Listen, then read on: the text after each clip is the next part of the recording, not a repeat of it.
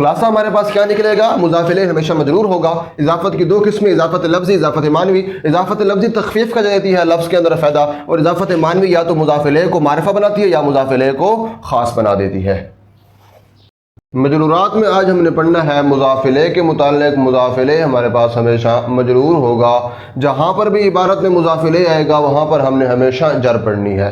مضاف الیہ اس اسم کو کہتے ہیں کہ جس کی طرف کوئی ایسا اسم مضاف ہو، جس کی طرف کسی ایسے اسم کی نسبت ہو کہ جس کے اوپر حکم نہ لگایا جائے۔ جس طرح ہمارے پاس مثال ہے غلام زیدن، زیدن۔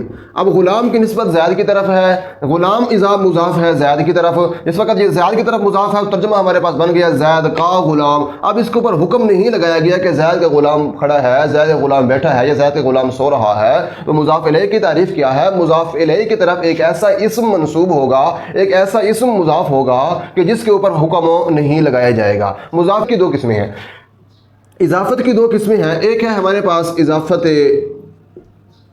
لفظی اور ایک ہے ہمارے پاس اضافت معنوی۔ اضافت لفظی کیا ہے؟ اضافت لفظی یہ ہے کہ صیغہ صفت کا جس وقت مضاف ہو اپنے مضاف الیہ کی طرف تو یہ ہوتی ہے اضافت لفظی۔ صیغہ صفت سے مراد یہ ہے کہ اسم فاعل کا صیغہ ہو گیا، اسم مفعول کا صیغہ ہو گیا، صفت مشبہ کا صیغہ ہو گیا۔ جس وقت یہ اپنے معمول کی طرف مضاف ہوگا تو وہاں پر ہم کہیں گے اضافت لفظی ہے۔ یہ صرف لفظ کے اندر تخفیف کا یعنی ہلکے پن کا فائدہ دیتی ہے۔ جس طرح ہمارے پاس مثال ہے ضارب زیدن۔ اب صیغہ صفت کا ضارب اسم فاعل کا صیغہ زید کی طرف مضاف ہے تو یہ اضافت تخفیف کے لیے ہوتی ہے، لفظوں میں تخفیف پیدا کرنے کے لیے۔ دوسری اضافت معنوی یعنی صیغہ صفت کا نہ ہو، غیر صیغہ صفت کا جس وقت مضاف ہو اپنے معمول کی طرف تو اس وقت ہم کہیں گے یہاں پر اضافت معنوی ہے۔ جس طرح ہمارے پاس مثال ہے غلام زیدن، زید کا غلام۔ اب غلام جو ہے یہ صیغہ صفت کا نہیں ہے، مضاف ہے اپنے معمول کی طرف، تو یہاں پر اضافت کون سی ہے؟ اضافت معنوی ہے۔ اب اضافت معنوی جو ہوتی ہے وہ تین معنی کے ساتھ آتی ہے، یا تو وہ من کے معنی میں ہوگی، یا تو وہ فی کے معنی میں ہوگی اضافت معنوی، یا تو اضافت معنوی ہوگی، یا تو وہ لام کے معنی میں ہوگی۔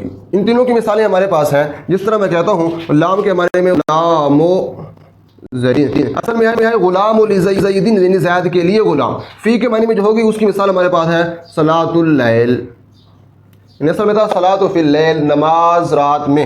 اور من کے معنی میں جس طرح ہمارے پاس مثال ہے خاتم فضہ، اصل میں تھا خاتم من فضہ یعنی یہ جو انگوٹھی ہے یہ چاندی سے بنائی گئی ہے۔ اضافت معنوی یعنی غیر صیغہ۔